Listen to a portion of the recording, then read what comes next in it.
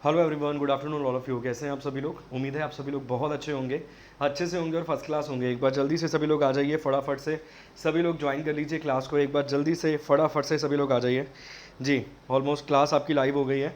एक बार फटाफट से आ जाइए। कल आपकी क्लास नहीं हुई थी, जैसे कि आप सभी लोग जानते हैं।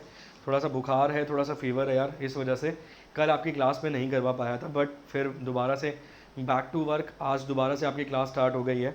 मगर हो सकता है एक आध दिन बीच में डिस्टर्ब रहे आपकी क्लास, क्योंकि थोड़ी सी तबीयत नासाज है। बेहतर नहीं है तबीयत, मतलब आप ये नहीं कह सकते कि फुल फिट एंड फाइन है। थोड़ी सी तबीयत ख़राब ही है। कभी बुखार चढ़ रहा है तो कभी भाई साहब गर्मी ज़्यादा लगने लग जाती है। वॉमिटिंग वॉमिटिंग भी हो रही है। इसी वजह से क्लास थोड़ी सी हो सकता है कि एक आध डिस्टर्ब रहे, तो प्लीज़ मैनेज कर लेना और कॉपरेट कर लेना।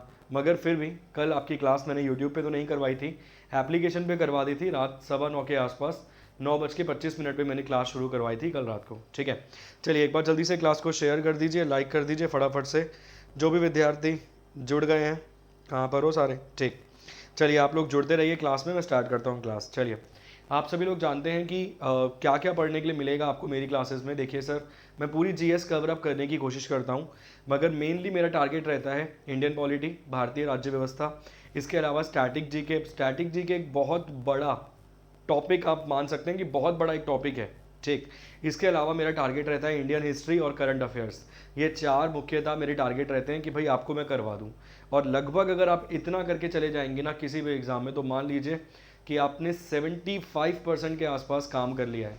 मैं मानता हूँ ज्योग्राफी का सेक्शन, साइंस का सेक्शन, इकोनॉमिक्स का सेक्शन इंपॉर्टेंट रहेगा एग्ज़ाम के प्रोस्पेक्टिव से, मगर फिर भी इतने से आपका काम चल जाएगा अच्छा खासा। चलिए स्टार्ट करते हैं क्लास फटाफट से। आपको मेरी दो क्लासेस मिल जाएंगी, एक वाईफाई स्टडीज़ 2.0 चैनल पे और एक वाईफाई स्टूडियोज चैनल पर। इसके अलावा ये रहेगा रिपोर्ट एंड विन, ये दोबारा से स्टार्ट किया गया अनअकैडमी के द्वारा। मान लीजिए कोई आपको इन अप्रोप्रिएट कंटेंट प्रदान कर रहा है। इन अप्रोप्रिएट का अर्थ क्या रहेगा सर? संवेदनशील ऐसा मुद्दा जिसकी चर्चा करना ज़रूरी नहीं है, अनिवार्य नहीं है, और वो चर्चा कर रहा है खड़े होकर, तो आप रिपोर्ट कर सकते हैं और विन कर सकते हैं, आपको मिल सकते हैं प्राइजेस। ठीक है, डिस्क्रिप्शन में इसका आपको लिंक मिल जाएगा। इसके अलावा ये रहेगा सफलता बैच।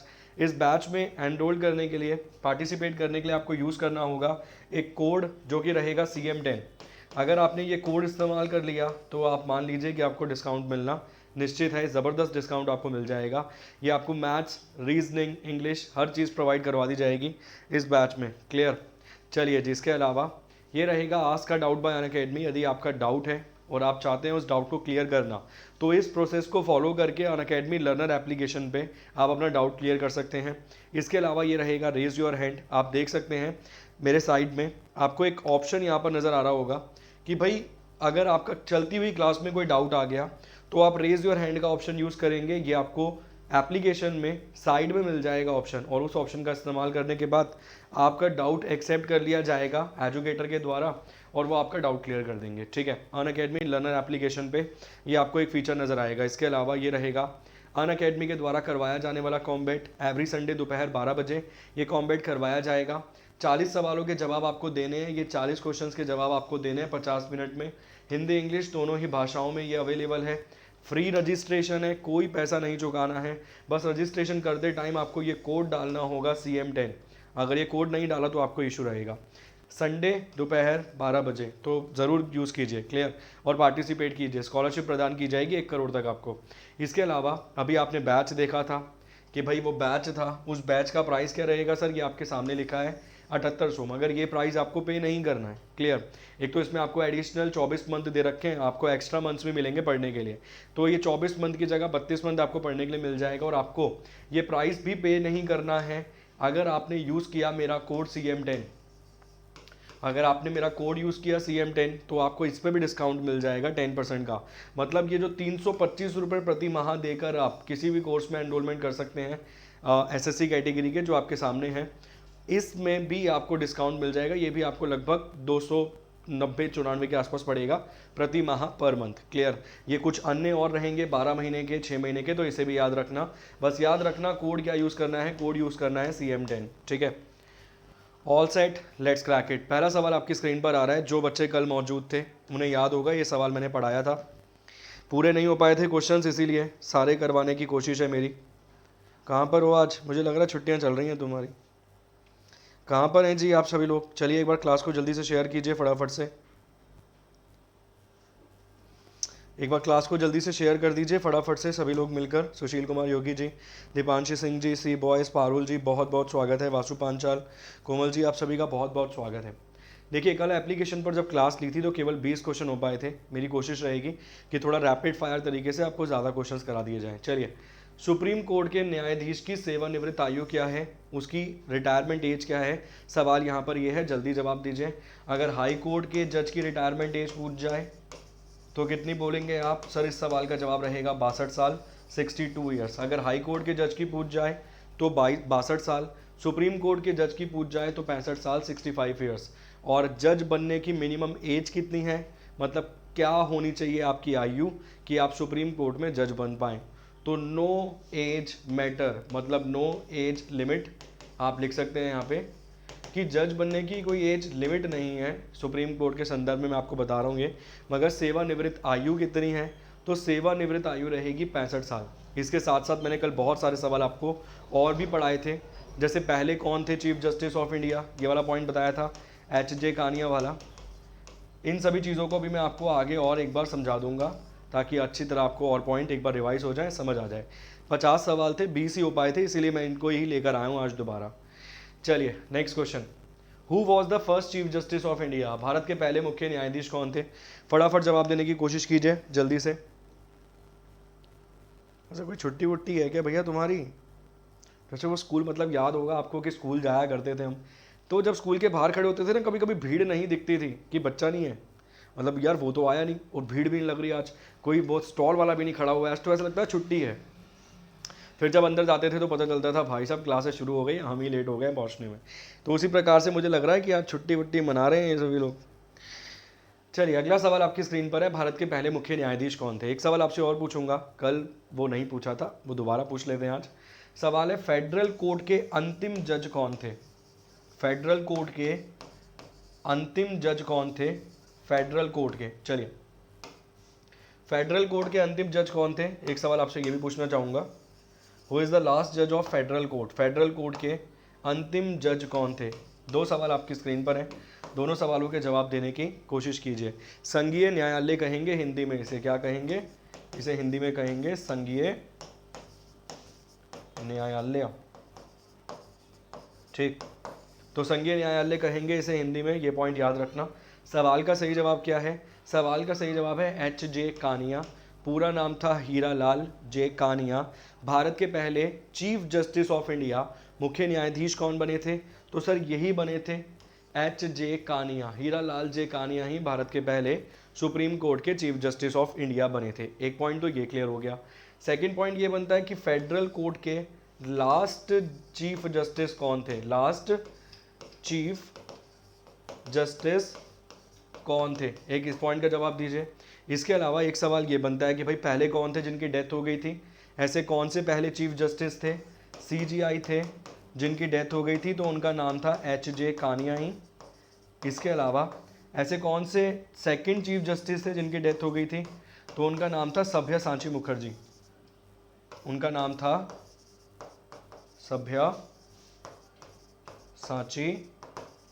सभ्यसाची मुखर्जी। ऐसे दूसरे चीफ जस्टिस थे जिनकी डेथ हो गई थी। इसके अलावा एक सवाल और पूछता है, सबसे लंबे समय तक चीफ जस्टिस ऑफ इंडिया कौन रहे? तो उस सवाल का सही जवाब आप देंगे YV चंद्रचूड़। लॉन्गेस्ट टैन्योर किसका रहा? तो YV चंद्रचूड़ का, YV चंद्रचूड़ का लॉन्गेस्ट टैन्योर रहा, सबसे लंबे समय तक ये भारत के चीफ जस्टिस ऑफ इंडिया रहे। कितने सालों तक? 7 ईयर्स। कितने सालों तक? 7 ईयर्स तक। कल आपको याद होगा सुशील कुमार जी, मैंने आपसे एक सवाल पूछा था कि शॉर्टेस्ट टर्म तक कौन रहा? अब इस सवाल का जवाब दीजिए जल्दी से फटाफट। सबसे कम समय तक भारत का मुख्य न्यायाधीश कौन रहा? शॉर्टेस्ट टैन्योर तक चीफ जस्टिस ऑफ इंडिया के रूप में किसने कार्य किया? फेडरल कोर्ट के अंतिम कौन थे? सर यही थे, HJ कानिया ही थे। HJ कानिया ने फेडरल कोर्ट के चीफ जस्टिस के रूप में, मुख्य न्यायाधीश के रूप में कब शपथ ली थी? सर शपथ इन्होंने ली थी चीफ जस्टिस के रूप में, मुख्य न्यायाधीश के रूप में 14 अगस्त 1947 को। कब शपथ ली थी? 14 अगस्त 1947 को शपथ ली थी हीरालाल जे कानिया ने, HJ कानिया ने मुख्य न्यायाधीश बनने की फेडरल कोर्ट के संघीय न्यायालय के। क्या यहाँ तक किसी का किसी पॉइंट में कोई डाउट है? फटाफट से सभी पॉइंट क्लियर हो गए? कोई संघीय न्यायालय के बारे में जानता है या फिर जानना चाहेगा? फटाफट आप जो जानते हैं, जो जानना चाहेंगे मुझे बता दीजिए, जिसमें भी आप इंटरेस्टेड हैं। संघीय न्यायालय के बारे में आप लोग जानते हैं। चांदनी सिंह जी बहुत बहुत स्वागत है। चलिए, हीरालाल जय कान्या ही थे, ठीक। जितने पॉइंट्स आपकी स्क्रीन पर लिखे हैं सभी समझ आ गए। मैं अलग पेन से मार्क कर देता हूँ कि कौन सा फैक्ट कौन सा है। सर देखिए, शॉर्टेस्ट टेन्योर आप पहला मान लीजिए, इसका आंसर आप करेंगे। सेकंड क्वेश्चन मान लीजिए, सबसे लंबे समय तक कौन रहा था? लॉन्गेस्ट मैं लिख देता हूँ यहाँ पे, लॉन्गेस्ट टेन्योर, सबसे लंबे समय तक कौन रहा था? लॉन्गेस्ट टेन्योर के लिए कौन रहा था? वाई.बी. चंद्रचूड़। अंतिम लास्ट फेडरल कोर्ट के लास्ट चीफ जस्टिस कौन थे? H.J. कानिया ही थे। किस दिन शपथ ली थी? तो आप जवाब देंगे सर, किस दिन शपथ ली थी? तो आप जवाब लेंगे सर, शपथ ली थी इन्होंने 14 अगस्त 1947 को। फेडरल कोर्ट वाला पॉइंट भी क्लियर हो गया। तो मतलब 1 2 तीसरा पॉइंट ये क्लियर हो गया फेडरल कोर्ट वाला। चौथा पॉइंट बनता है कि अभी कौन से, मतलब डेथ जिनकी हुई थी पहले वो कौन से थे? तो चौथा हो गया, जिनकी सबसे पहले डेथ हुई थी वो थे।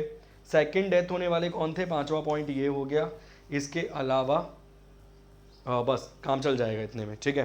संघीय न्यायालय का अर्थ किसी को नहीं पता तो बताइए, मैं समझाता हूँ, मैं समझा ही देता हूँ। ऐसे भी फेडरल कोर्ट, एक बार रब कर देता हूँ इसे सारे को, फिर समझाता हूँ। फेडरल कोड क्या था? फेडरल कोड का अर्थ क्या था? देखिए, भारत शासन अधिनियम 1935 लाया गया। क्या लाया गया? भारत शासन अधिनियम, भारत शासन अधिनियम 1935, जिसे इंग्लिश में हम बोलते हैं government of India act 1935। Government of India act 1935, Bharat शासन अधिनियम 1935, गवर्नमेंट ऑफ इंडिया एक्ट 1935। इस भारत शासन अधिनियम 1935 के आधार पे 1 अक्टूबर 1937 को दिल्ली में संघीय न्यायालय की स्थापना की गई। आपसे जगह पूछ सकता है वो, ठीक है, आपसे जगह पूछ सकता है, आपसे प्लेस पूछ सकता है कि कहाँ पर संघीय न्यायालय की स्थापना की गई, फेडरल कोर्ट की स्टैब्लिशमेंट कहाँ पर की गई। 4 ऑप्शन देगा, आपको जवाब देना पड़ेगा कि क्या उस सवाल का जवाब है, ठीक है। तो अगर सवाल आपसे पूछ जाए कि भाई फेडरल कोर्ट की स्थापना किस अधिनियम के आधार पर की गई, फेडरल कोर्ट की स्थापना जिसे हम क्या कहेंगे? संघीय न्यायालय। हिंदी में क्या कहेंगे? हिंदी में कहेंगे संघीय न्यायालय। स्थापना कब की गई? 1 अक्टूबर 1937 को। कहाँ पर की गई? दिल्ली में। कहाँ पर की गई जी? स्थापना की गई दिल्ली में। ऐसे आप दिल्ली लिख लीजिए। अब सवाल आता है फेडरल कोर्ट था क्या? What is federal court? ये फेडरल कोर्ट क्या था? सर फेडरल कोर्ट का अर्थ है कि इसकी एक ब्रांच दिल्ली में बनाई गई और इसकी एक ब्रांच बनाई गई लंदन में। एक ब्रांच कहाँ बनाई गई? एक ब्रांच इसकी बनाई गई लंदन में, ठीक है। फेडरल कोर्ट का अर्थ है, संघीय न्यायालय का अर्थ है कि एक ब्रांच दिल्ली में, एक ब्रांच लंदन में। जो फैसला दिल्ली में दिया गया है उस फैसले को चुनौती दी जा सकती है लंदन में। संघीय, फेडरल का अर्थ आप जानते ही हैं कि भाई पावर का डिवीजन बोल रहा है, वो इक्वली तरीके से बांटा गया है और शक्ति को बांटने की वो बात कर रहा है एक तरीके से। तो फेडरल न्यायालय संघीय न्यायालय की बात कर रहा है, एक ब्रांच दिल्ली में, और दिल्ली में दिए गए फैसले को चुनौती कहाँ दी जा सकती है? लंदन के प्रीवी काउंसिल में। इसका नाम क्या रखा गया था? इसका नाम रखा गया था लंदन का प्रीवी काउंसिल। कहाँ चुनौती दी जा सकती है? लंदन के प्रीवी काउंसिल में इसे चुनौती दी जा सकती है और इसके फैसले को पलटा जा सकता है कहाँ? दिल्ली के अंदर। पॉइंट क्लियर हुआ? ये अर्थ समझ आ गया आपको? एक सवाल आपके लिए छोड़ देता हूँ, फर्स्ट चीफ जस्टिस कौन थे? फर्स्ट चीफ जस्टिस कौन थे फेडरल कोर्ट के? फेडरल कोर्ट के फर्स्ट चीफ जस्टिस कौन थे? चलिए इस सवाल का जवाब देने की कोशिश करना।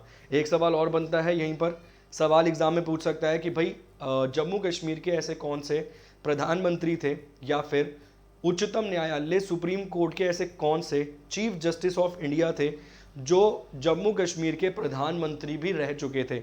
सवाल दोबारा से सुन लीजिए, which of the following chief justice of India had a post of prime minister in Jammu and Kashmir? ऐसे कौन से प्रधानमंत्री थे जम्मू कश्मीर के जो आगे जाकर भारत के मुख्य न्यायाधीश बने, चीफ जस्टिस ऑफ इंडिया बने? इस सवाल का सही जवाब क्या होगा? चंद महाजन यहाँ पर लिखा है, पूरा नाम था इनका मेहरचंद महाजन। कल ये क्वेश्चन पढ़ाया था, मेहरचंद महाजन, मेहरचंद महाजन। अब आपके लिए 2 क्वेश्चन मैंने छोड़ दिए, एक तो फेडरल कोर्ट के पहले चीफ जस्टिस कौन थे और एक शॉर्टेस्ट टर्म के लिए भारत के मुख्य न्यायाधीश कौन थे। शॉर्टेस्ट टर्म के लिए भारत के मुख्य न्यायाधीश कौन थे? किसी का कोई डाउट, किसी को कोई दिक्कत, किसी को कोई समस्या परेशानी? चलिए फटाफट से। टेक्निकल सचिन पंडित जी, क्या हो गया सर पृथ्वीकांत? मतलब क्या आप पूछना चाह रहे हैं सर टेक्निकल सचिन पंडित जी? मतलब किस आधार पे क्या क्वेश्चन पूछना चाह रहे हैं? कब होगा, कब हुआ, कहाँ होगा, क्या पूछना चाह रहे हैं? ठीक,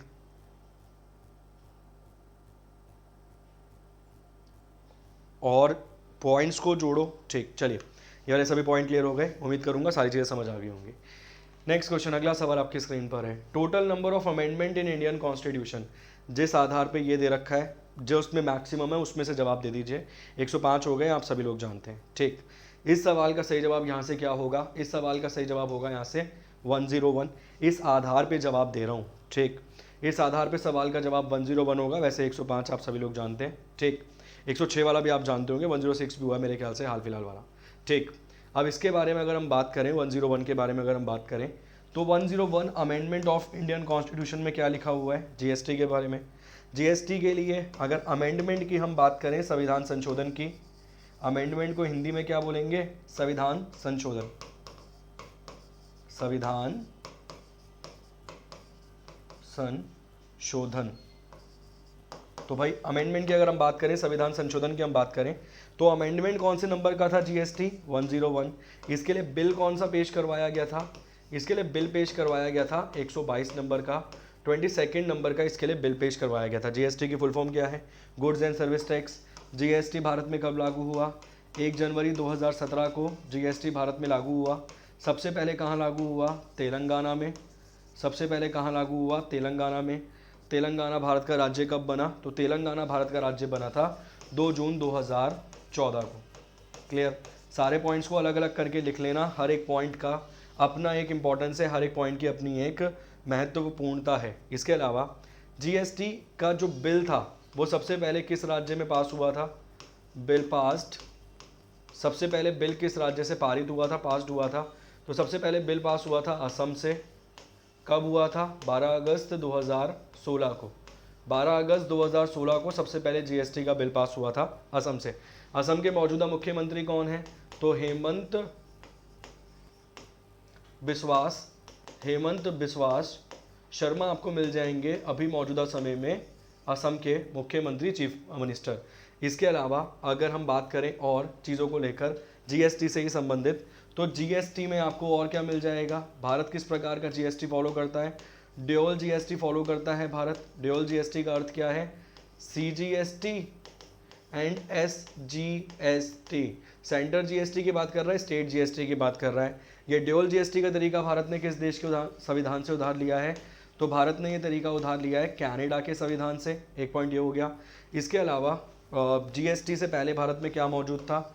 वैट मौजूद था। वैट की फुल फॉर्म क्या है? Value added taxes. वैट की फुल फॉर्म क्या है? वैल्यू एडिड टैक्सेस रहेगी वैट की फुल फॉर्म। वैट सबसे पहले भारत में कहाँ लागू हुआ था? तो वैट सबसे पहले लागू हुआ था हरियाणा में। ठीक है जी, वैट सबसे पहले कहाँ लागू हुआ था? हरियाणा में। मौजूदा समय में किन किन चीज़ों पर वैट लगा हुआ है? तो सर मौजूदा समय में जिन जिन चीज़ों पर वैट लगा हुआ है उसमें आप रखेंगे पेट्रोल को, और उसमें आप रखेंगे वाइन को, शराब को। क्लियर? और भी बहुत सारे पॉइंट बनते हैं जीएसटी के संदर्भ में, मगर इतने से आपका काम चल जाएगा। क्या और पॉइंट बताने की आवश्यकता है? आप एक साथ लिखना चाहते हैं या सफिशेंट है? चलिए एक बार फटाफट से कमेंट कर दीजिए, क्लास को लाइक कर दीजिए, एक बार फटाफट से शेयर कर दीजिए। पता नहीं, मुझे लगता है देखो पता है जब हम देखते हैं ना कि फॉर्म कितने भरे गए, 2 करोड़ फॉर्म भरे गए, 50 लाख फॉर्म भरे गए 5000 नौकरियों के लिए, तो हम डर जाते हैं।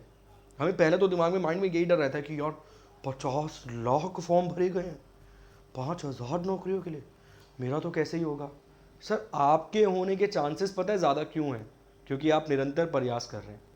ऐसे बहुत सारे विद्यार्थी हैं, बहुत सारे स्टूडेंट हैं सर, 10 दिन चलते हैं वो 11वें दिन मेरे प्राइवेट ही कर लूँगा।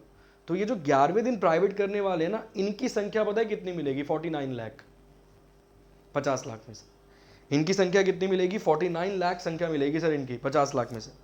अब आप खुद समझ सकते हैं, फिर 1 लाख में 5000 में तो आना है, और फिर 1 लाख में से भी 5000 में उनमें आना है। तो सर 1 लाख में तो वो भी बच्चे हैं जो 50 दिन पढ़ते हैं केवल, फिर वो सोचो नहीं हो पाएगा।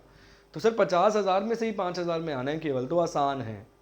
ठीक, मैं गारंटी से कह रहा हूँ 49 लाख स्टूडेंट ऐसे मिलेंगे सर, कोई बच्चा तो ऐसे ही माँ बाप के प्रेशर में भर दे, फॉर्म भर दे, तो ये वाले तो ज़्यादा मिलेंगे। ठीक, उम्मीद करूंगा सारे फैक्ट सारे पॉइंट्स आपको क्लियर हो गए होंगे। चलिए नेक्स्ट क्वेश्चन, अगला सवाल स्क्रीन पर है।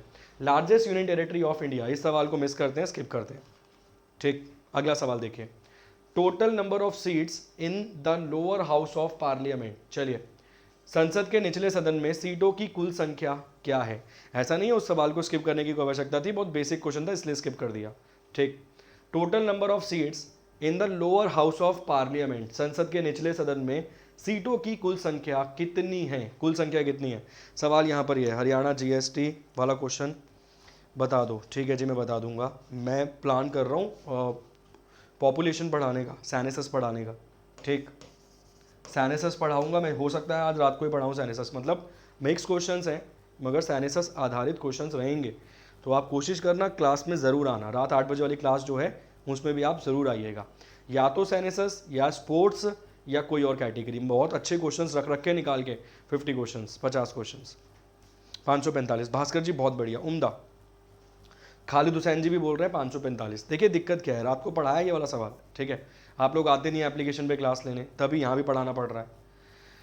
चलिए, तो total number of seats in lower house of the parliament, संसद के निचले सदन में कुल सीटों की संख्या कितनी है, समझते हैं जी, विस्तार से समझ लेते हैं, क्योंकि ताकि आपको दोबारा कोई ये ना बोल पाए कि आप गलत बता रहे हैं।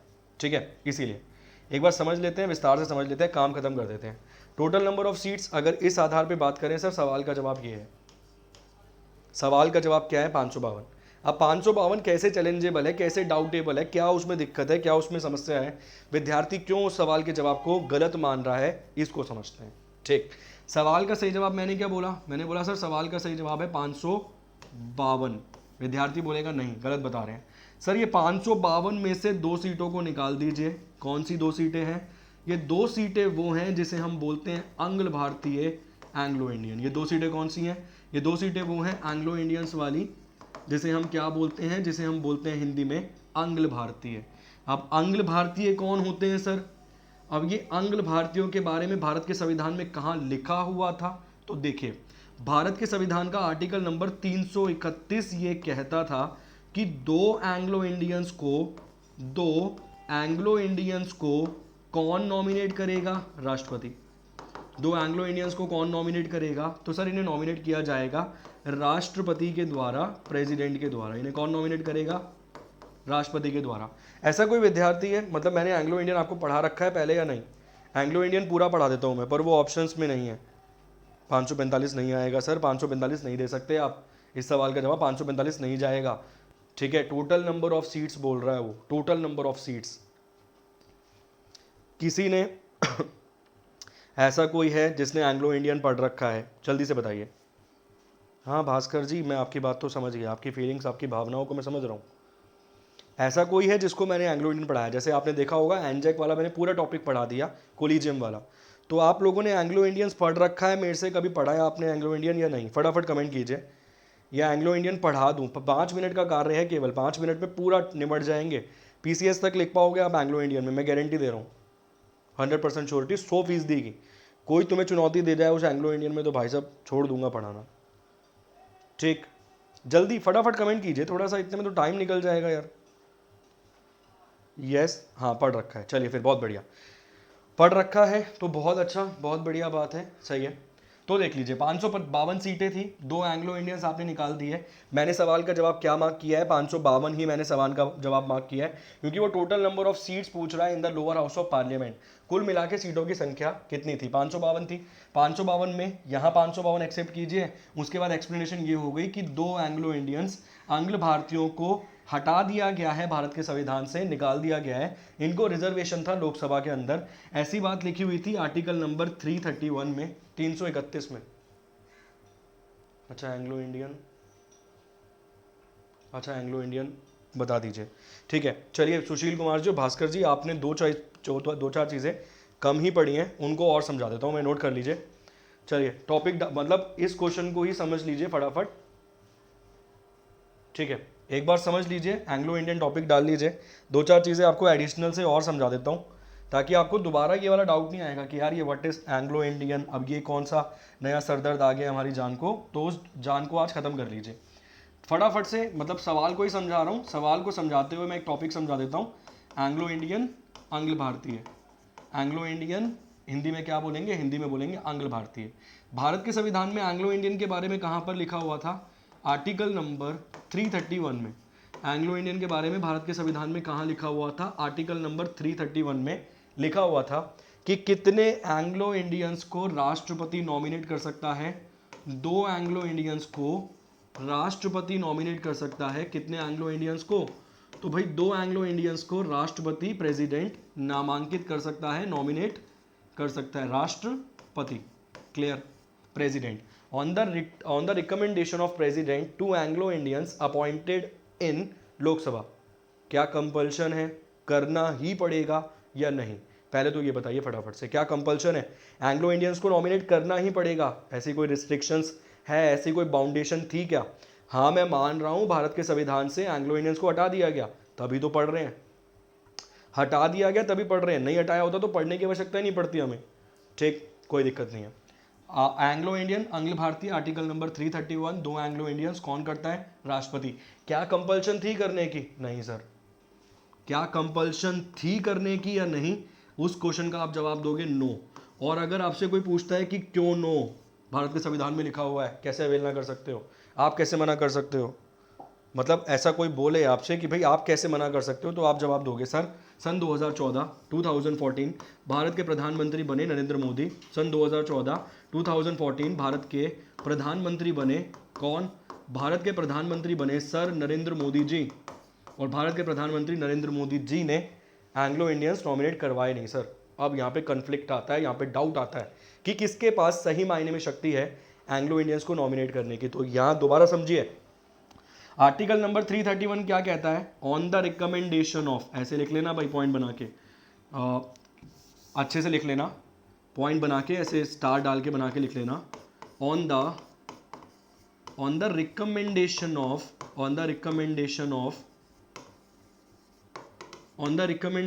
Of council of minister, on the recommendation of council of ministers, president appoint Anglo Indians. President appoint Anglo Indians. Sir क्या हुआ? भारत के प्रधानमंत्री बने प्रधानमंत्री Narendra Modi. Council of ministers का अध्यक्ष कौन होता है? प्रधानमंत्री होते हैं। काउंसिल ऑफ मिनिस्टर्स को हिंदी में क्या बोलेंगे? मंत्रिपरिषद। तो मंत्रिपरिषद का अध्यक्ष होता है प्रधानमंत्री। मंत्रिपरिषद ने नाम का सुझाव ही नहीं दिया, ये बोला ही नहीं राष्ट्रपति को कि इन दोनों को नॉमिनेट कर दीजिए आप एंग्लो इंडियन के रूप में, आप बना दीजिए एंग्लो इंडियन। कितने महीने तक नहीं बोला? 15 महीने तक, 15 मंथ्स तक बोला ही नहीं। उसके बाद चर्चा हुई इसके ऊपर पार्लियामेंट में, लोकसभा में, कि जिस कोरम को हम फॉलो करते हुए आ रहे हैं, सर कोरम मतलब प्रथा, जिस बात को हम प्रथा को मानते हुए चले आ रहे हैं, आप उसकी अवहेलना कैसे कर सकते हो? फिर सुप्रीम कोर्ट गया मैटर, सुप्रीम कोर्ट ने बोला कि भाई जो चीज़ फॉलो कर रहे हैं आप फॉलो कीजिए। उसके बाद अपॉइंट किया गया 2 एंग्लो इंडियंस को। क्लियर? ये अर्थ समझ गए, मतलब समझ गए। इसका मतलब क्या है? शक्ति राष्ट्रपति के पास नहीं है, मगर अगर एसएससी का एग्जाम है तो नो डाउट शक्ति राष्ट्रपति के पास है। अगर पीसीएस का एग्जाम है, मेंस लिखना है, तो राष्ट्रपति के पास नहीं है। शक्ति किसके पास है? मंत्रिपरिषद के पास। मंत्रिपरिषद बोलेगा कि इनको अपॉइंट कर दीजिए, राष्ट्रपति उन्हें अपॉइंट कर देगा। ये बात क्लियर हो गई। ये बात कहाँ है? आर्टिकल नंबर 331 में। अब सर इन्हें क्या कर दिया गया है? इन्हें रिमूव कर दिया गया है भारत के संविधान से। किस आर्टिकल का इस्तेमाल करके? आर्टिकल नंबर 334 का इस्तेमाल करके। ठीक, अगर आपसे पूछ लिया जाए कि किस आर्टिकल, किस अनुच्छेद का इस्तेमाल करके इसे रिमूव कर दिया गया है, तो आप जवाब देंगे आर्टिकल नंबर 334 का इस्तेमाल करके इसे रिमूव कर दिया गया है। आर्टिकल नंबर 331 ही हो गया। अब एक आर्टिकल है आर्टिकल नंबर 366 का, एक आर्टिकल है आर्टिकल नंबर 366 का भाग 2। अब हमारे बीच कोई ऐसा विद्यार्थी भी होगा जो मेरे से नहीं पढ़ा होगा, तो एंग्लो इंडियन, आंग्ल भारतीयों की परिभाषा भी नहीं समझता होगा। ठीक है, वो एंग्लो इंडियन, आंग्ल भारतीयों की परिभाषा भी नहीं समझता होगा। एंग्लो इंडियन शब्द सुनने के बाद ना, जैसा मैं आप लोगों को जानता हूँ, आपके माइंड में कहीं ना कहीं वो इमेज बनती होगी कि भाई हो सकता है वो अफ्रीकन पीपल हो, उन्हें हम एंग्लो इंडियन बोल रहे हैं। जिसने नया नया पढ़ना शुरू करा है, मैं गारंटी देता हूँ उसे तो नहीं पता होगा, वो यही मान के चलता होगा कि दे आर एंग्लो इंडियंस, ये आंग्ल भारतीय हैं। ठीक है, ऐसा उसके मानसिकता होगी, उसको लगता होगा। मगर भारत के संविधान का आर्टिकल नंबर 366 का भाग 2 कहता है एंग्लो इंडियन, आंग्ल भारतीयों की परिभाषा के बारे में।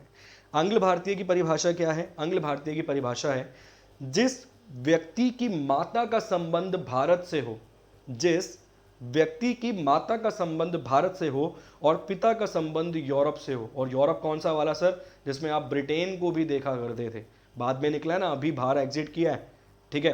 ब्रिटेन, यूरोप कौन सा? जिसमें ब्रिटेन भी आया करता था। तो माता भारतीय, पिता यूरोपियन, उनकी संतानों को क्या कहा जाएगा? एंग्लो इंडियन, आंग्ल भारतीय। ये परिभाषा कहाँ लिखी हुई थी? आर्टिकल नंबर 366 के भाग 2 में ये परिभाषा लिखी हुई थी। ये पॉइंट क्लियर? ये पॉइंट समझ आ गया। अब सर लोकसभा में कितने एंग्लो इंडियन? 2 Anglo Indian.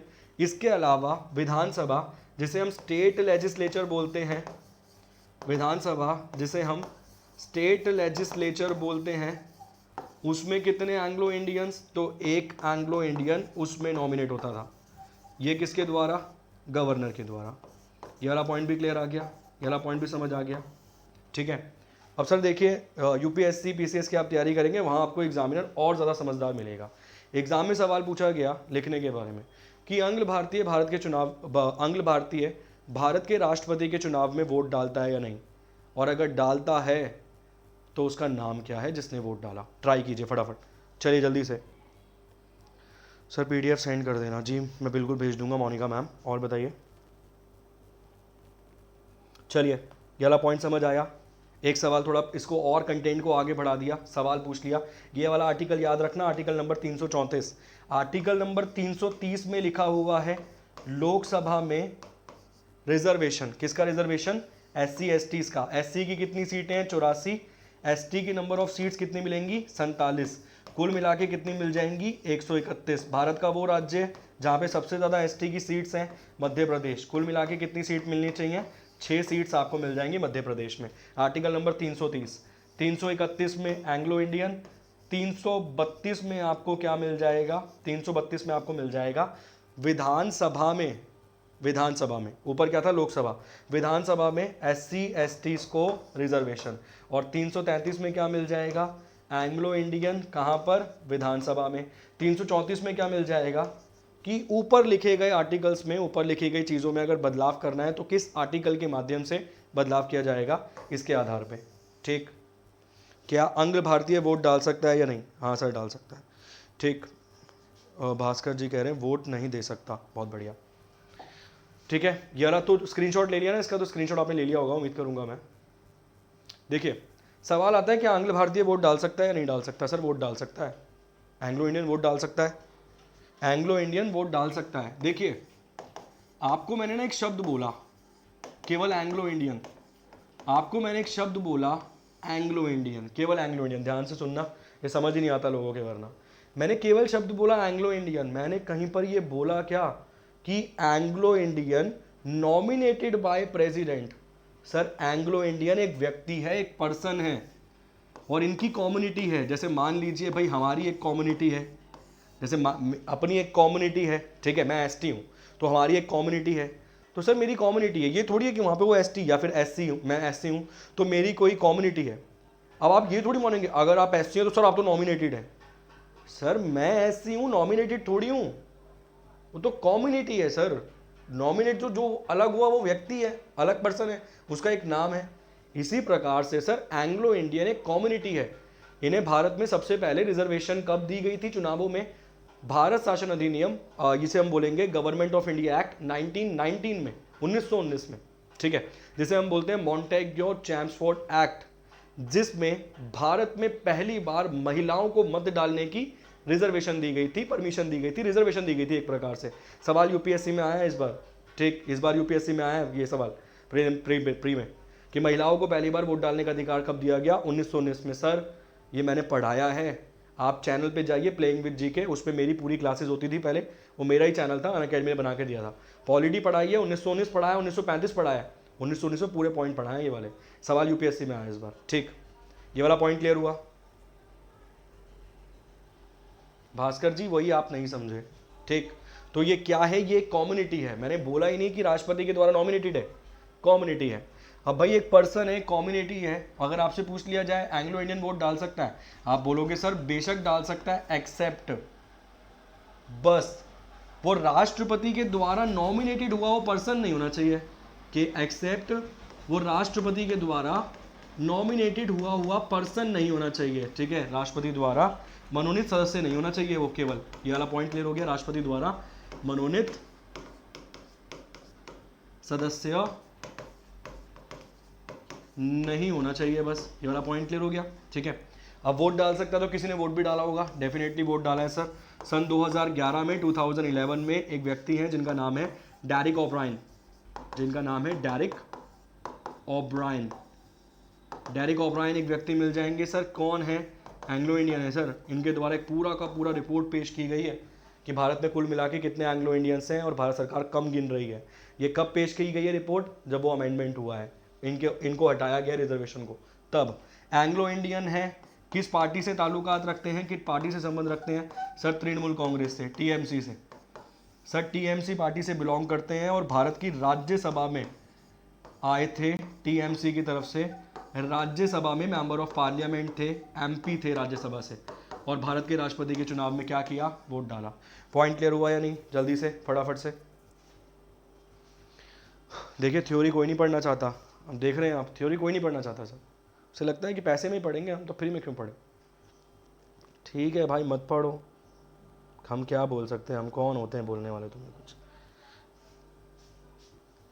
बहुत बढ़िया, सही है जी, अच्छी बात है, ये तो इससे अच्छा और क्या हो सकता है। ठीक, ये वाला पॉइंट क्लियर हुआ, जल्दी से बताइए फटाफट।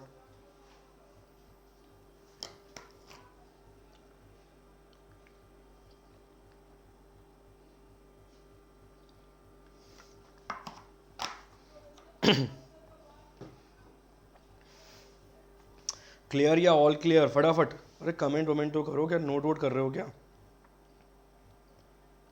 नहीं समझ आया तो बताइए, फिर दोबारा समझाएंगे। चलिए बहुत बढ़िया।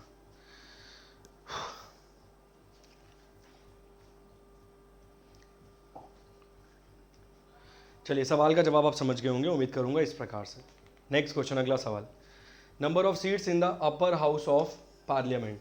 अपर हाउस ऑफ पार्लियामेंट मतलब राज्यसभा में सीटों की संख्या क्या है, राज्यसभा में सीटों की संख्या क्या है। चलिए जवाब दीजिए फटाफट से। बहुत बहुत शुक्रिया एसके जी। सर पढ़ना ही नहीं चाहते ये लोग सर, समझाने को मैं पूरी पॉलिटी खड़े खड़े सर 5 मिनट में समझा दूंगा। अगर तुम जीडी के लिए केवल तैयारी कर रहे हो ना, मैं तुम्हें गारंटी दे रहा हूँ, तुम 1 घंटे में तुम्हें क्लास करा दूंगा ना, 1 घंटे, अगर जीडी से संबंधित 1 घंटे केवल पॉलिटी के, तुम्हारे एग्जाम में ऐसा कोई पॉलिटी का क्वेश्चन नहीं होगा जो जीडी में टिक नहीं हो पाएगा, रेलवे में टिक नहीं हो पाएगा, एमटीएस में, सीजीएल में टिक नहीं हो पाएगा, केवल 1 घंटे में, अगर आप लोग पढ़ना ही नहीं चाहते यार। Total number of seats in upper house of parliament, Rajya Sabha में कुल मिला के सीटों की संख्या कितनी है। वो आर्टिकल वो वाला ज़्यादा अच्छे से याद रख लेना, 330 वाला बन सकता है वो चांसेस, ठीक है। एक सवाल आपके लिए छोड़े देता हूँ, यहाँ पर मैंने बताया था एससी की सीटें कितनी हैं लोकसभा में, रिजर्व 84, एसटी की सीटें हैं कितनी 47, आप जोड़ेंगे कितना आ जाएगा 131, कुल मिलाकर सीटें कितनी है 131। सबसे ज़्यादा एसटी की सीट्स कहाँ पर हैं, मध्य प्रदेश में, एमपी में। कितनी मिलेंगी, जितना मुझे याद है 6 सीट्स आपको मिल जाएंगी। सवाल ये है, पहले 131 से पहले ये सीटों की संख्या हुआ करती थी 120 या 121, 120 121 हुआ करती थी। किस संविधान संशोधन के माध्यम से एसटी एससीज की सीट को बढ़ाया गया था लोकसभा के रिजर्वेशन में। ये क्वेश्चन को नोट कर लेना, ज़रूर बताना कमेंट करके। क्लियर, सवाल का जवाब क्या है, ऑप्शन एक ही दे रखा है 250, यही टिक करना पड़ेगा आपको। सवाल का सही जवाब क्या है, ऑप्शन नंबर ए है। नेक्स्ट क्वेश्चन में, when was the first session of Lok Sabha held, Lok Sabha के पहले चुनाव कब करवाए गए थे। चलिए, लोकसभा के पहले चुनाव कब करवाए गए थे, फटाफट। अगला सवाल आपकी स्क्रीन पर है, नेक्स्ट क्वेश्चन आपकी स्क्रीन पर है, जवाब देने की कोशिश कीजिए। लोकसभा के पहले चुनाव कब करवाए गए थे, first election of Lok Sabha. Option है 15 अगस्त 1950, 15 अगस्त 1952, 13 मई 1952 या फिर 12 जनवरी 1953। क्या रहेगा सवाल का सही जवाब, जल्दी जवाब देने की कोशिश कीजिए फटाफट से। अच्छा 15 अगस्त 1950, खालिद जी कह रहे हैं 15 अगस्त 1950। देखिए इसको समझने के लिए एक पॉइंट और समझ लीजिए, पेन का कलर चेंज कर देता हूँ भाई। भारत में पहली बार इलेक्शन को कब आयोजित किया गया था? आज़ादी के बाद की बात कर रहा हूँ, ठीक है। Election after independence, after independence, स्वतंत्रता के बाद भारत में पहली बार जनरल इलेक्शन कब हुए थे? आम चुनाव कब हुए थे? जनरल इलेक्शन ही बोला जाएगा, लोकसभा के चुनावों को आम इलेक्शन ही बोला जाएगा। कब हुए थे? शुरू हुए थे 26 अक्टूबर 1951 को। 26 अक्टूबर 1951 को चुनाव क्या हुए थे प्रारंभ? कब तक चले थे? ये चले थे 21 फरवरी 1952 तक। 21 फरवरी 1952 तक ये चुनाव चले थे। कुल मिलाकर कितने महीनों तक चुनाव चले थे? 4 महीने, 4 मंथ्स तक। कितने चरणों में चुनाव हुए थे? कितने फेसेस में चुनाव हुए थे? 64 चरणों में। कुल मिला के कितने फेसेस में चुनाव हुए थे? तो 64 चरणों में 64 फेसेस में चुनाव हुए थे। कुल मिला के कितने प्रतिशत, कितने लोगों ने वोटिंग लिस्ट में कितने लोगों का नाम था? वोटिंग लिस्ट में कितने लोगों का नाम था? तो सर वोटिंग लिस्ट में 17.32 करोड़ लोगों का नाम था। 17.32 करोड़ लोगों का नाम था। इसमें से कितने प्रतिशत ने वोट डाला? 44.44% लोगों ने इसमें से वोट डाला था, ठीक है। पहली लोकसभा का फर्स्ट सेशन कब हुआ? 13 मई 1952 को। इस आधार पे भी आप जवाब दे पाते, क्योंकि उसमें डेट आप समझ सकते हो कि कहाँ कौन सी पहले पड़ेगी। ठीक, क्लियर हो गया?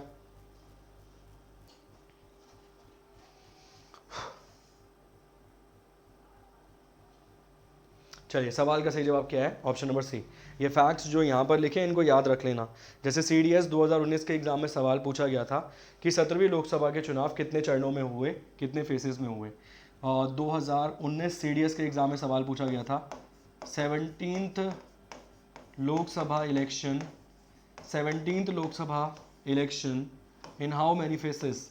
फेसेस का अर्थ क्या रहेगा? चरणों में। सर बहुत बड़ा भारत है, एक साथ इलेक्शन नहीं करवाए जाते। आपने देखा होगा कि भाई बिहार, मध्य प्रदेश, झारखंड, 3 जगहों पर कुछ कुछ जगहों पर इन 3 जगहों में करा लिए गए। और बिहार में करवा लिए गए, झारखंड में करा लिए गए, मध्य प्रदेश में करा लिए गए, 5 जगहों में एक बार करा लिए गए। कुछ जगहों पर कुछ छोड़ दी, फिर साउथ की तरफ करा लिए गए, साउथ के साथ वेस्ट बंगाल। तो ऐसे करके अलग अलग चरणों में, एक साथ नहीं हो पाते सारे इलेक्शन, ठीक है ना।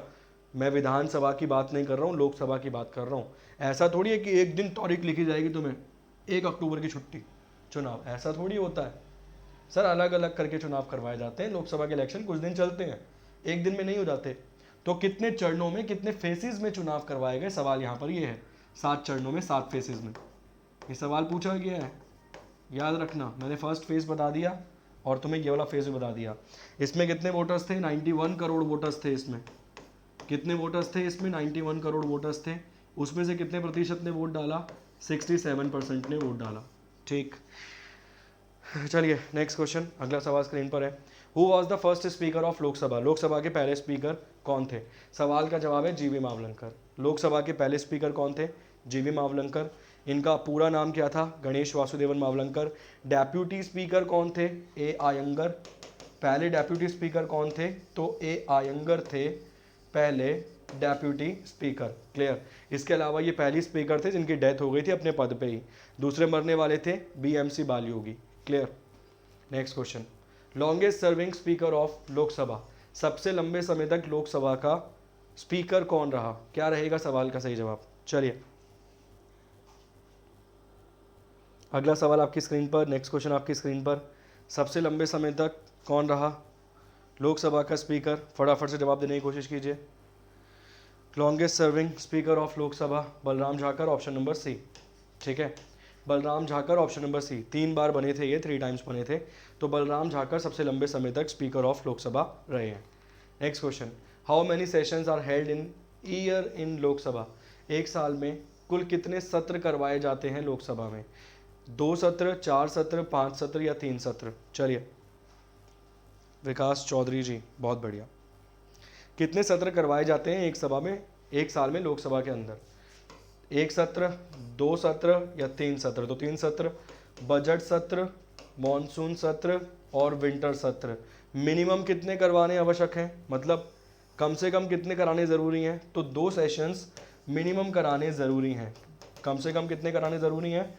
तो कम से कम 2 सत्र कराने ज़रूरी है, मिनिमम सेशन 2 करवाने ज़रूरी हैं। इस पर कल बहुत लंबी छोड़ी थ्योरी समझाई है भाई, बहुत लंबी चौड़ी थ्योरी समझाई है इस पे कल एप्लीकेशन पे। तो किसी को अगर पढ़ना हो, किसी को क्लास लेनी हो, तो कल रात 9:15 क्लास हुई थी, उसे जाकर देख लेना अन अकेडमी लर्नर एप्लीकेशन पे।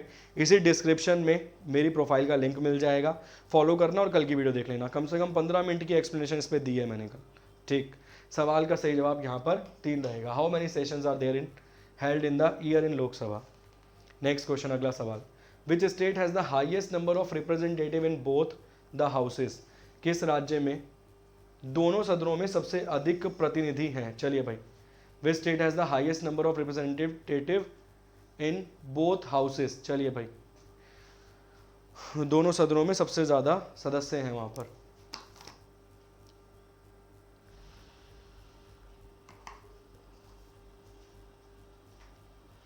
इस क्वेश्चन को ऐसा होना चाहिए, दोनों सदनों से सबसे ज़्यादा सदस्य हैं, ऐसा होना चाहिए। वैसे दोनों तरीके से ठीक पूछ रहा है वो। अगर विधानसभा की हम बात करें तो उत्तर प्रदेश में विधानसभा में 403 है, इसका 1/3 कर देंगे तो विधान परिषद बन जाएगी। ठीक, अगर हम बात करें राज्यसभा तो राज्यसभा में 31 मेंबर है। अगर हम बात करें लोकसभा की तो लोकसभा में मिलाकर कितने मेंबर्स हैं, 80 मेंबर्स। तो इस प्रकार से सवाल का जवाब सही है। सवाल का जवाब क्या है, उत्तर प्रदेश, यूपी। क्लियर। चलिए जी, बहुत बढ़िया, बहुत उम्दा। सवाल का सही जवाब है option number A. Next question, अगला सवाल स्क्रीन पर है। Who was the first deputy chairman of planning commission. Planning commission के योजना आयोग के पहले उपाध्यक्ष कौन थे, डेप्यूटी चेयरमैन कौन थे। चलिए, पहले डेप्यूटी चेयरमैन कौन थे, उपाध्यक्ष कौन थे, सवाल यहाँ पर ये है। जवाब देने की कोशिश कीजिए फटाफट से। Who was the first deputy chairman of the planning commission, Jawaharlal Nehru, CM Trivedi, Ashok Mehta या फिर गुलजारी लाल नंदा। सवाल का जवाब गुलजारी लाल नंदा है। प्लानिंग कमीशन की अगर हम बात करें, योजना आयोग की अगर हम बात करें, तो ये गैर संवैधानिक आयोग है। इसकी स्थापना की गई थी मार्च 1950 में KC नियोगी की रिकमेंडेशन पे, on the recommendation of KC Niyogi, और इसके पहले अध्यक्ष भी आपको वही मिलेंगे। क्लियर। सवाल का सही जवाब क्या है, गुलजारी लाल नंदा। ठीक, पंचवर्षीय योजना के मिलेंगे वो आपको। ठीक है, चलिए जी, सवाल का सही जवाब क्या है, सवाल का सही जवाब गुलजारी लाल नंदा है। गुलजारी लाल नंदा भारत के पहले एक्टिंग प्राइम मिनिस्टर थे, कार्यवाहक प्रधानमंत्री थे। एक्टिंग प्राइम मिनिस्टर थे, कार्यवाहक प्रधानमंत्री थे, प्राइम मिनिस्टर थे। ये 2 बार एक्टिंग प्राइम मिनिस्टर बने, कार्यवाहक प्रधानमंत्री बने। एक बार 27 मई 1964 को जब पंडित जवाहरलाल नेहरू का निधन हो गया तब, एक बार जब पंडित जवाहरलाल नेहरू जी का निधन हो गया, पंडित जवाहरलाल नेहरू जी का निधन हो गया, तब इन्हें बनाया गया क्या, गुलजारी लाल नंदा को एक्टिंग PM। और एक बार तब बनाया गया जब लाल बहादुर शास्त्री जी का निधन हो गया, लाल बहादुर शास्त्री जी का निधन हो गया। भारत के एकमात्र प्रधानमंत्री जिनका देहांत भारत से बाहर हुआ था, ताशकंद में। मौजूदा समय में ताशकंद उज़्बेकिस्तान की राजधानी है। उस समय का किसका हिस्सा था, उस समय हिस्सा था USSR का। 10-11 जनवरी 1966 को इनका देहांत हुआ था, लाल बहादुर शास्त्री का, जिन्होंने नारा दिया था जय जवान जय किसान का। Next question, total number of high courts in India. Bharat में कुल मिलाकर कितने हाई कोर्ट्स मौजूद हैं। चलिए, total number of high courts in India, Bharat में कुल मिलाकर कितने हाई कोर्ट्स हैं।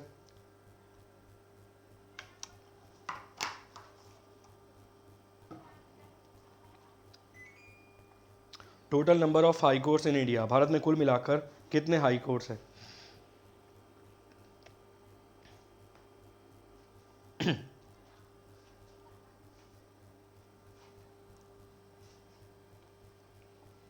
सवाल का सही जवाब है 15 और 25। सवाल का सही जवाब क्या है, 25। लास्ट कहाँ पर बनाया गया था, विजयवाड़ा, आंध्र प्रदेश में 25वां बनाया गया था। पहला कौन सा था, कैलकाटा। कब बनाया गया था, 2 जुलाई 1862 को, 1861 अधिनियम के माध्यम से 1862 में। क्लियर। नेक्स्ट क्वेश्चन, वही सवाल आ गया। Which one is the oldest high court in India. Bharat का सबसे पुराना हाई कोर्ट कौन सा है। चलिए,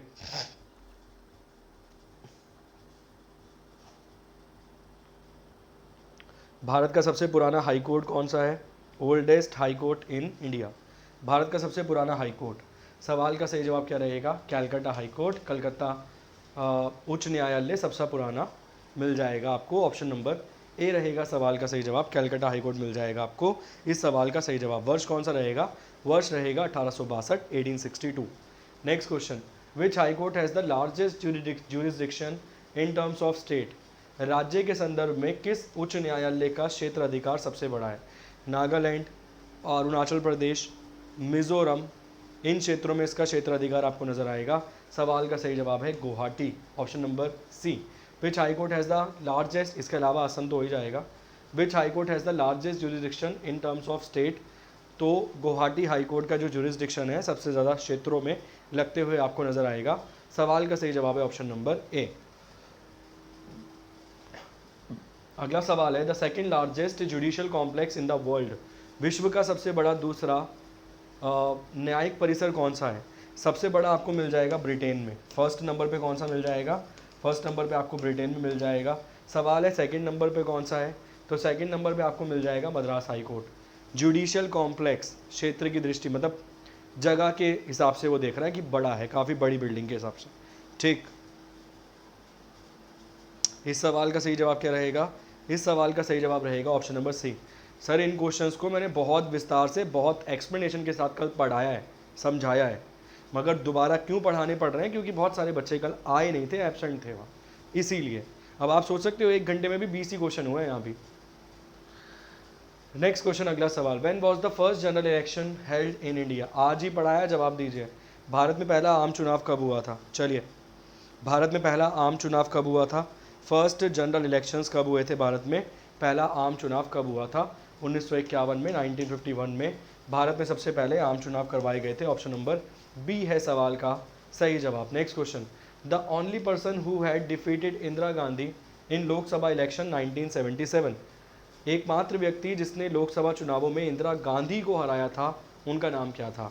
राम मनोहर लोहिया, मोरारजी देसाई, लाल बहादुर शास्त्री या फिर राज नारायण? चलिए जी,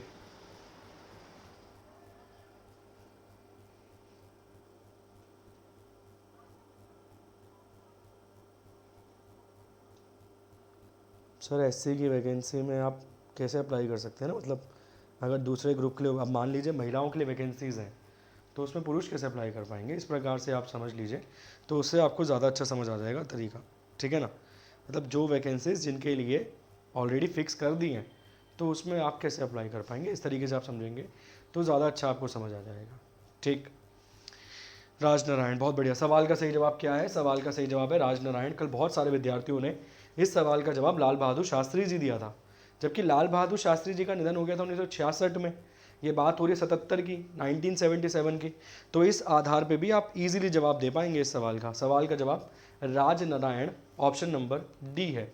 who hold the record of winning Lok Sabha election with highest margin of votes, सबसे अधिक मतों के अंतर से चुनाव जीतने वाले का रिकॉर्ड किसके नाम है?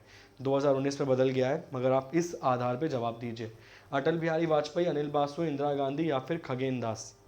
क्या रहेगा सवाल का सही जवाब? जल्दी से, इस सवाल का सही जवाब क्या रहेगा? इस सवाल का सही जवाब है Anil Basu, option number B. Next question, अगला सवाल, the president of India address his resignation letter to, Bharat के राष्ट्रपति अपना त्यागपत्र किसे सौंपते हैं? तो आप जवाब देंगे उपराष्ट्रपति, वाइस प्रेसिडेंट ऑफ इंडिया को भारत के राष्ट्रपति अपना त्यागपत्र सौंपेंगे। अपना रेजिग्नेशन किसे देंगे? तो भारत के उपराष्ट्रपति, वाइस प्रेसिडेंट को अपना त्यागपत्र दिया जाएगा। Clear. Next question, which state has the largest number of seats reserved for scheduled tribes in Lok Sabha?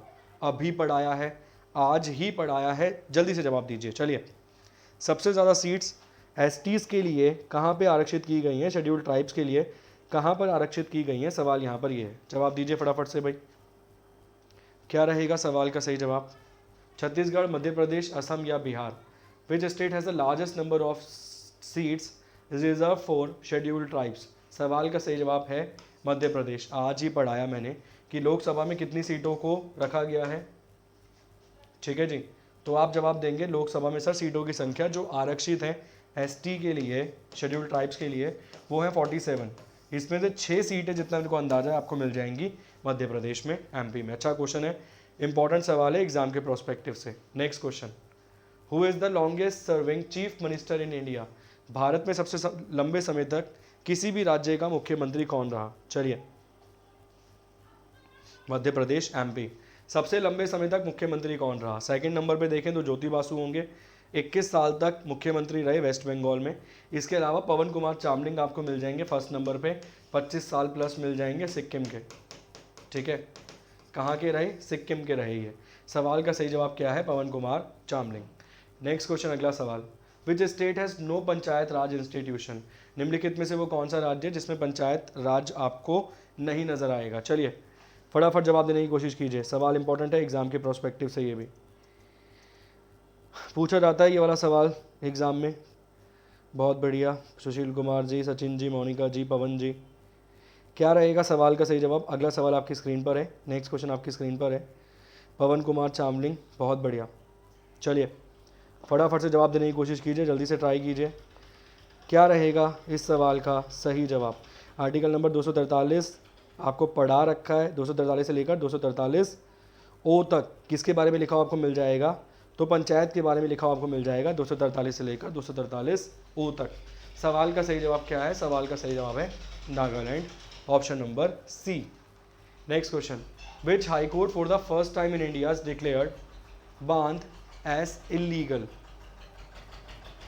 Bharat में पहली बार किस उच्च न्यायालय ने बंद को अवैध घोषित किया था? चलिए बताइए भाई, बंद को अवैध घोषित किया किसने? इलीगल घोषित किया बंद को।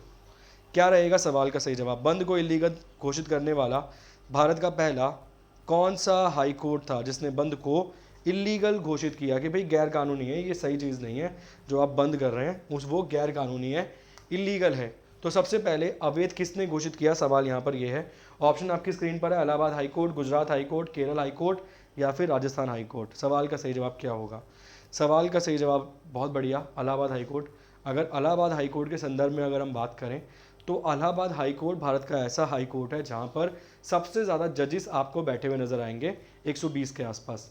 सवाल का सही जवाब केरल हाई कोर्ट है, ऑप्शन नंबर सी है। सवाल का सही जवाब केरल हाई कोर्ट है, ऑप्शन नंबर सी है। नेक्स्ट क्वेश्चन, अगला सवाल स्क्रीन पर है, who is the chairman of केंद्रीय हिंदी समिति? केंद्रीय हिंदी समिति के अध्यक्ष कौन होते हैं? चलिए, who is the chairman of केंद्रीय हिंदी समिति? केंद्रीय हिंदी समिति के चेयरमैन कौन होते हैं? सतीश कुमार दास जी, बहुत बहुत स्वागत है। चलिए फटाफट जवाब दीजिए, क्या रहेगा सवाल का सही जवाब? फटाफट से जवाब देने की कोशिश कीजिए, क्या रहेगा सवाल का सही जवाब? फटाफट जवाब देने की कोशिश कीजिए। आ सकता है एग्जाम में ये सवाल, डायरेक्ट आ सकता है आपके एग्जाम में ये वाला सवाल, केंद्रीय हिंदी समिति के अध्यक्ष कौन रहेंगे? क्या रहेगा इस सवाल का सही जवाब? HRD मिनिस्टर, बहुत बढ़िया। सवाल का सही जवाब प्रधानमंत्री है, प्राइम मिनिस्टर है, ऑप्शन नंबर सी है। सवाल का सही जवाब क्या है? प्रधानमंत्री है, prime minister, option number C है सवाल का सही जवाब। Next question, right to information act in India came successfully into force in? Bharat में सूचना का अधिकार अधिनियम पूरी तरह से लागू हुआ था कब? अक्टूबर 2008, जून 2005, जुलाई 2005 या फिर अक्टूबर 2005? चलिए फटाफट जवाब देने की कोशिश कीजिए भाई, क्या रहेगा सवाल का सही जवाब? तारीख मेरे ख्याल से आपको 12 अक्टूबर मिल जाएगी। ठीक है, वैसे 15 जून 2005 के आसपास ये लागू कर दिया गया। ये दो बार आपको इसकी दो डेट्स नज़र आएंगी, ऐसा क्यों है? एक तो 12 अक्टूबर मिल जाएगी, 12 अक्टूबर 2005 एक डेट आपको मिल जाएगी, इसकी दो डेट्स क्यों नज़र आएंगी? ऐसा क्यों है? एक तारीख को मतलब हो नहीं पाया था क्या काम? दो डेट्स क्यों नज़र आएंगी इसकी?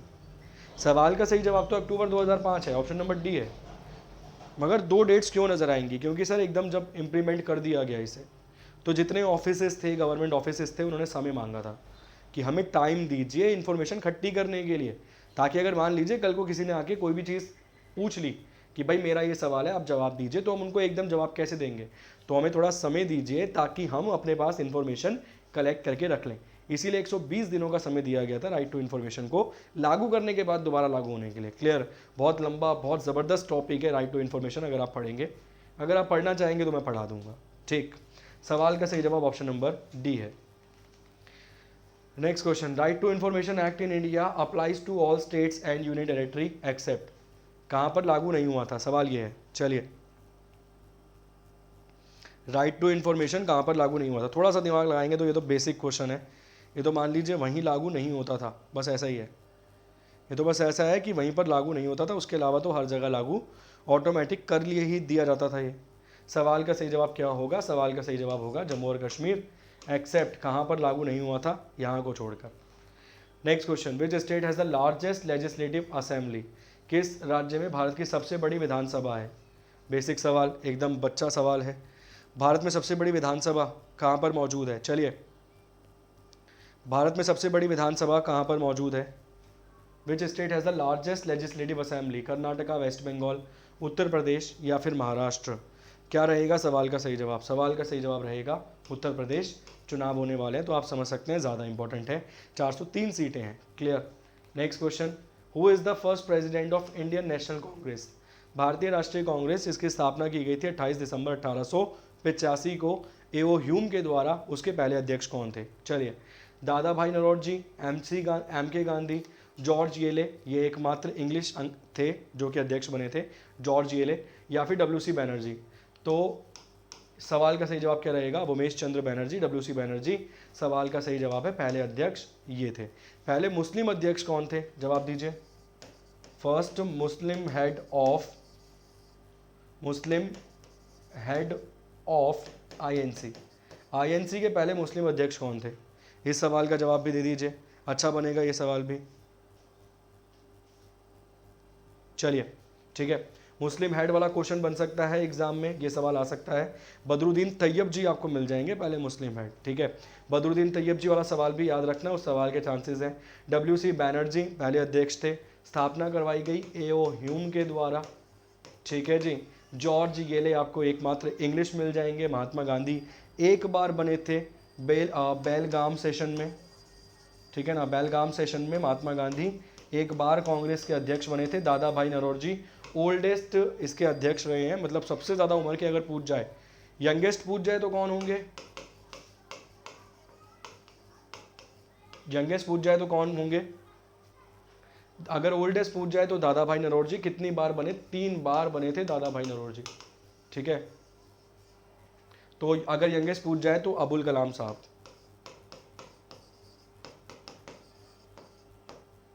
ठीक है। बदरुद्दीन तैयब जी वाला भी हो गया, सारे पॉइंट हो गए जितने बन सकते थे। नेक्स्ट क्वेश्चन, अगला सवाल स्क्रीन पर है। Minimum age to required contest for the Lok Sabha election, बताइए भाई लोकसभा चुनाव लड़ने के लिए आवश्यक न्यूनतम आयु क्या है। 30 साल, 35 साल, 28 साल या फिर 25 साल। न्यूनतम आयु क्या है चुनाव लड़ने के लिए लोकसभा की। अबुल कलाम आज़ाद जी, बहुत बढ़िया। कुंदन सैनी जी बहुत बहुत स्वागत है सर। पूरी की पूरी ट्रेन निकल गई फलों से भरी हुई और आप लेट आए हैं सर, ठीक है। क्लास को बीच में एक बार दोबारा देख लेना जो भी नया जुड़ा है लास्ट में, क्योंकि बहुत सारी एक्सप्लेनेशन देके मैंने पढ़ाया है सर। सवाल का सही जवाब क्या है, सवाल का सही जवाब है 25 साल। भारत का प्रधानमंत्री बनने के लिए मिनिमम एज क्या होनी चाहिए, भारत का प्रधानमंत्री बनने के लिए न्यूनतम आयु क्या होनी चाहिए, प्रधानमंत्री के लिए न्यूनतम आयु क्या होगी, मिनिमम एज क्या होगी। Minimum age to become a prime minister of India, minimum age to become prime minister of India, PM of India, प्रधानमंत्री बनने के लिए न्यूनतम आयु क्या होगी, इस सवाल का जवाब दीजिए। और नेक्स्ट क्वेश्चन देखिए, minimum age required to contest for the presidentship in India, Bharat में राष्ट्रपति पद के लिए चुनाव लड़ने के लिए आवश्यक न्यूनतम आयु क्या है। 30 साल, 35 साल, 28 साल या 25 साल। चलिए प्रधानमंत्री बनने के लिए न्यूनतम आयु आप बता रहे हैं 35 साल है, बहुत बढ़िया, बहुत सही। चलिए जी, संदीप जी कह रहे हैं 35 साल है, राखी जी बी, बहुत बढ़िया। प्रधानमंत्री बनने के लिए एज पूछ रहा हूँ सर, अब प्रधानमंत्री बनने की एज क्या है। Minimum age to become a prime minister of India, age mention नहीं है भारत के संविधान में, ठीक है। लोकसभा से बनेंगे तो 25 साल होगी, राज्यसभा से बनेंगे तो 30 साल होगी। और सर एक कंडीशन ये भी कहती है भारत के प्रधानमंत्री के लिए, यहाँ से भी मेंबर नहीं है, यहाँ से भी मेंबर नहीं है, फिर भी 6 महीने तक प्रधानमंत्री रह सकते हैं। तो सर अगर रिटर्न वाला पेपर आ जाए तो आपको एक्सप्लेनेशन पूरी देनी पड़ेगी। अगर एसएससी में पूछ लिया जाए कि प्रधानमंत्री बनने के लिए राज्यसभा से न्यूनतम आयु क्या है तो 30 साल, प्रधानमंत्री बनने के लिए लोकसभा से आयु क्या है तो 25 साल, वैसे आयु क्या है नॉट फिक्स्ड, ठीक। सवाल का सही जवाब क्या है 35 साल, 35 ईयर्स। राष्ट्रपति का चुनाव लड़ने के लिए, उपराष्ट्रपति का चुनाव लड़ने के लिए, राज्यपाल का चुनाव लड़ने के लिए, तीनों के लिए आयु आपको मिल जाएगी 35 साल, ठीक है। अगर आप थ्योरी पढ़ेंगे तो राष्ट्रपति में 2 चीज़ें आपको दिखाएगा, एक तो दिखाएगा सर क्वालिफिकेशन, एक तो आपको दिखाएगा क्वालिफिकेशन जिसे हम योग्यता बोलते हैं, और एक आपको दिखाएगा शर्त। एक तो योग्यता, एक शर्त, दो चीज़ें दिखाएगा राष्ट्रपति के लिए। पढ़ना चाहेंगे तो पढ़ाएंगे फिर इसके बारे में आपको। Next question, minimum age required to contest for Rajya Sabha. Rajya Sabha से चुनाव लड़ने के लिए न्यूनतम आयु क्या होगी? 30 साल, 35 साल, 28 साल या फिर 25 साल? चलिए, बहुत सारे पॉइंट्स ऐसे बनते हैं जिनको आपको समझना पड़ेगा, और हम पढ़ते चले जाते हैं मगर कभी ये वाला पॉइंट ही नहीं समझते कि शर्त और योग्यता में क्या अंतर है। सर पहले योग्यता पूरी करनी पड़ेगी आपको। पहले मान लीजिए आपको मैंने बोला कि आपको एसएससी का पेपर देना है, पहले आपको एसएससी का पेपर देने के लिए क्वालिफाई भी तो होना पड़ेगा।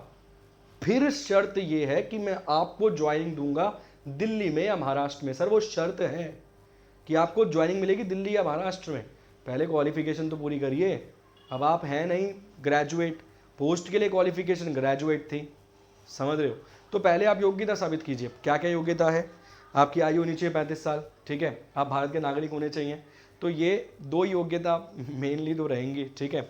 इसके अलावा किसी अन्य लाभ के पद पे नहीं होने चाहिए, no other office of profit, एक ये और आप मान सकते हैं, ठीक। शर्त क्या है? सर शर्त ये है वो 50-50 मेंबर्स के जो सिग्नेचर कराने होंगे, ठीक है, 50-50 मेंबर के जो सिग्नेचर कराने होंगे। 15,000 जमा कराने पड़ेंगे। कहाँ पर? तो आप बोलोगे सर आरबीआई में। ये शर्त है। अब ये शर्त पूरी करने के लिए आपको पहले योग्यता पूरी करनी पड़ेगी। सवाल का सही जवाब क्या है? सवाल का सही जवाब है 30 साल, 30 ईयर्स।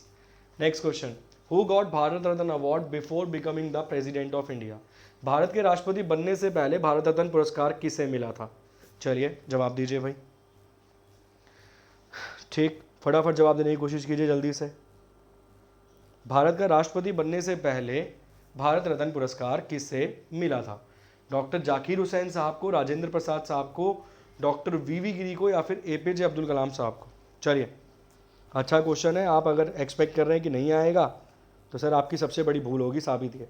अगर आप ये एक्सपेक्ट कर रहे हैं कि ये तो नहीं आएगा, चलिए जी, क्या रहेगा सवाल का सही जवाब? जल्दी जवाब देने की कोशिश कीजिए। 33rd नंबर का क्वेश्चन है आपकी स्क्रीन पर। ये तो भला मानिए उसने जो आप एक्सपेक्ट कर रहे थे वो नहीं था ऑप्शन में, ठीक।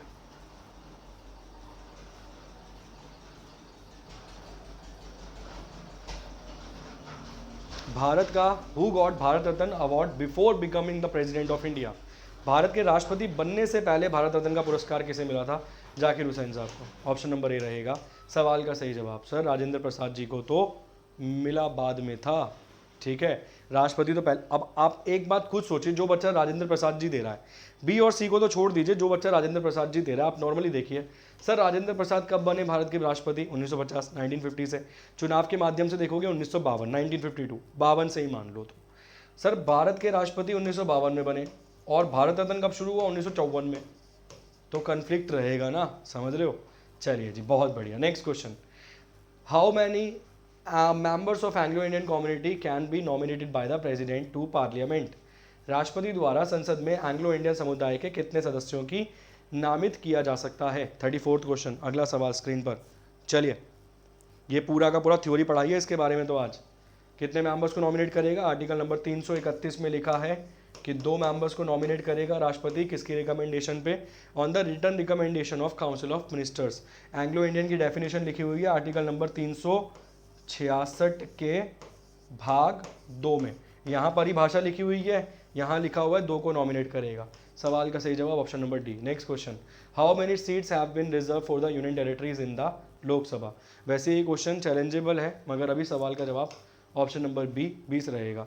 जम्मू कश्मीर को मैं कंक्लूड नहीं कर रहा हूँ, मतलब यूनियन टेरिटरी के आधार पे नहीं कंसीडर कर रहा हूँ, इस आधार पे सवाल का जवाब 20 में एक्सेप्ट कर रहा हूँ, ठीक, क्लियर।